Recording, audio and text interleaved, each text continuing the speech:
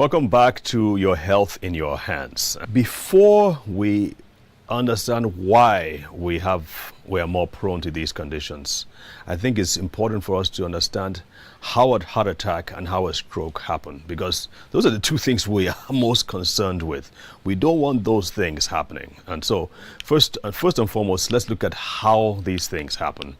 And if you look at the slide in front of you, you'll see the picture of a heart and a picture of the brain, and in between you see an artery going down, and you see that blood is trying to flow from the top into other blood vessels, into other parts of the heart, and you can see it's being blocked by this yellowish substance there. On the right side too, you see the brain, you see the arteries flowing through the brain, and then you see a dark part which shows that the blood flow has been blocked, and so that part is dying, that part of the brain is dying. That is what describes a stroke. So those are the two areas that you want to think about. What happens when there's a heart attack? What happens when there's a stroke? It comes down to one basic factor. This is a blood vessel, and let's assume this is the heart. This is the universal, the way the heart looks like universally, so the heart. And then blood is flowing. It could be flowing to the heart, it could be flowing to the brain, since we're talking about heart attacks and strokes. So blood is going this way, going this way, going this way, going this way. Blood has, these are the two really most important organs in the entire body, the heart and the brain. The heart has to pump blood, the brain has to regulate and control the body. If anything happens to them, it's not good. And that's why the priority, everything your body does, is to protect and maintain blood flow to these two organs, the heart and the brain. So essentially, what happens with a heart attack or a stroke is that there's a blockage. There's either a blockage, so the blood cannot get to where it needs to get to, in this case the heart or the brain, or the blood vessel actually ruptures, so the blood spills out. Instead of going to these parts, the blood vessel actually breaks open and it spills out. 85% of all strokes are due to a blockage. 15% of all strokes are due to a rupture of the artery. Of course, a rupture of the artery tends to be much more severe. Blockage, not as much, but they're both really, really bad, if you understand what I'm saying. So the key, really, and we will talk about that later on, the key is to ensure that the blood vessels are healthy and strong. The walls of the blood vessels are healthy and strong, so that there is never a blockage or a rupture.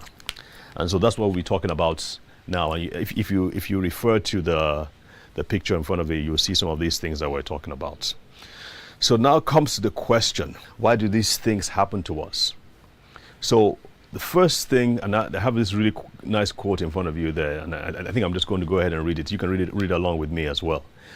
A man does not come to the almshouse or the jail by the tyranny of fate or circumstance, but by the pathway of groveling thoughts and base desires.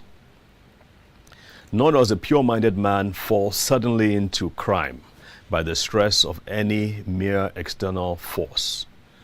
The criminal thoughts had long been secretly fostered in his heart, and the hour of opportunity revealed its gathered power. This is by a philosopher called James Allen that I kind of like. Anyway, I really like this quote because it sort of depicts the process or the anatomy of a heart attack or stroke. It's a gradual thing. It doesn't just happen all of a sudden. It's not like somebody just swore for you or cursed you and like you had a heart attack and you had a stroke. Most of the time, it happens because over a period of time, and when I say period of time, I'm talking about 10 years, 15 years, even 20 years.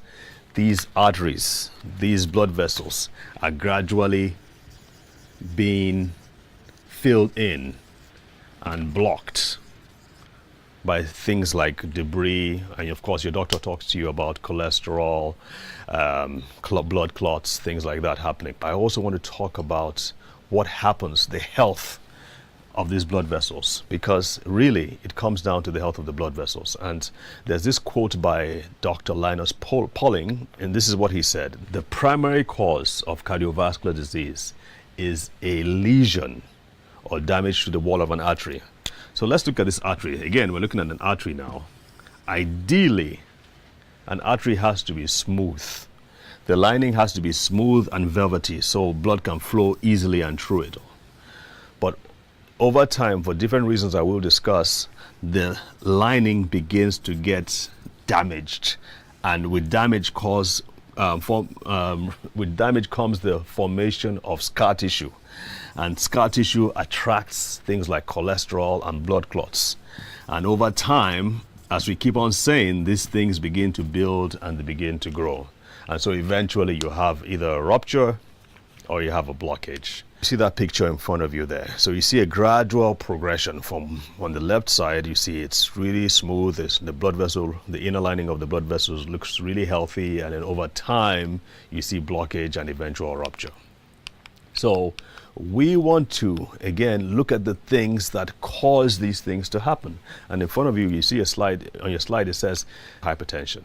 Next to it, diabetes. We have a lot of that going on in Nigeria. In fact, in my impression, in my view, most people, over half of the people above the age of 40 have hypertension. And I would say half of those are not even aware they have hypertension. So we need to pay attention. And now just a quick tip, please go and check after this program. After you watch this program, go to your pharmacist or the chemist or the medical center, check your blood pressure. It's very, very important. You want to stop the gradual damage like we've shown you here. After that, sedentary lifestyle. We all know that you should exercise. We all know that we should move around. A poor diet, we're going to discuss the Nigerian diet and some of the staple and our favorite foods that Nigerians like to eat, which are not very, very helpful. And I'll probably try and give you some tips on what to do and what not to do. Your genes matter. Part of it is because, of course, like we said, some of the things that we have as black people have, that makes us more prone. Obviously, aging plays a role. Obviously, other diseases like sickle cell disease can play a role as well.